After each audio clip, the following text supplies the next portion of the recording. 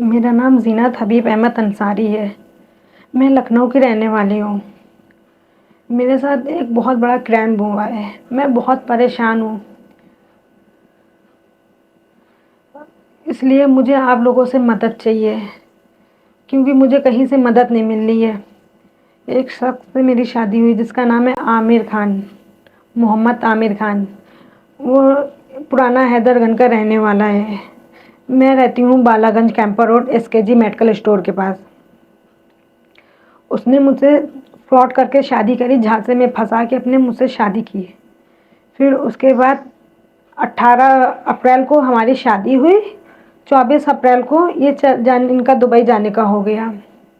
इन्होंने हमसे बोला, ज़ीनत तुम मेरी लाइफ में आई हो, बहुत लकी बन के आई हो। जैसे ही तुम आई मेरा वीज़ा स्टैम्प हो गया। मुझे 3.5 लाख की ज़रूरत है। मुझे अपना जेवर बेच के मुझे 3.5 लाख रुपए दे दो। तो मैंने अपना जो भी था मेरे पास वो मैंने बेच के इनको 3.5 लाख रुपए करके अपने घर वालों से इधर उधर करके मैंने इनको 3.5 लाख रुपए दिए। फिर उसके बाद ये चले गए दुबई। मैं इनको खुद छोड़ने गई एयरपोर्ट। जब मैं एयरपोर्ट से वापस छोड़ के आई तो इनके फादर असलम खान, इनकी सिस्टर अमरीन छोटी है, कि बड़ी सिस्टर तरन्नुम और उनके बहनोई। जब मैं आई घर पे सब घर पे मौजूद थे। हालांकि सब घर पे मौजूद थे, खाना पीना हर चीज़ हो रहा था अच्छे से। मैं आई वापस छोड़ के तो ऊपर से मुझे गाली गलौज करके मेरे ससुर और मेरी नंद, उन्होंने मेरे पर हाथापाई करी, मुझे मारा पीटा, गाली गलौज करके मुझसे कहने लगे यहाँ से निकल जा तू और दोबारा यहाँ दिखाई मत देना। हमने कहा क्या हुआ पापा, क्या हमारी क्या गलती हो गई? अभी तो हम आमिर को छोड़ के आए। पापा हम बहुत दुखी हैं, अपने हस्बैंड को भी छोड़ के आए हैं एयरपोर्ट से। फिर उसके बाद मैंने आमिर को फ़ोन करा। हमने कहा देखिए ये बात है, पापा हमको भगा रहे हैं घर से और बताइए मैं कहाँ जाऊँ? आपने हमको किराए पे घर दिलाया था, वहाँ पे मैं वहाँ रह रही हूँ, मैं कहाँ जाऊँ? तो इन्होंने मुझसे बोला तुम वहाँ चली जाओ अभी रहने। फिर उसके बाद जो है पापा अभी गुस्से में है, मैं बात करूँगा बाद में, तब जाना। तब मैंने 2 महीना इंतज़ार करा। फिर हमने कहा आमिर मैं जाऊँ, तो आमिर कहने लगे ज़ीनत देखो मैं बहुत परेशान हूँ, अभी कुछ मत कहो, मैं बहुत परेशान हूँ। मुझे जो है अपना पासपोर्ट उनसे लेना है और उनको जो है मुझे 1.5 लाख रुपये देना। मेरे पास 1.5 लाख रुपये नहीं है, मैं कहाँ से दूँ? तो मैंने कहा उन्होंने हमसे कहा तुम अपनी चेन बुंदे बेच के हमको दे दो, मैं तुमको जो है यहाँ से दूसरा बनवा दूँगी या मैं तुमको पैसे भिजवा दूँगा, तुम ले लेना। तो मैंने वही करा, मैंने अपना सामान बेच के इनको यहाँ से 1.5 लाख रुपये इनको भेजिए। फिर उसके बाद इन्होंने धीमे धीमे करके फिर और इनके पास प्रॉब्लम आने लगे। फिर इन्होंने कहा कि अपने अकाउंट से 2 लोन करा के मुझे दे दो, जिसमें से एक लोन इनका 25,000 का था, एक 30,000 का था।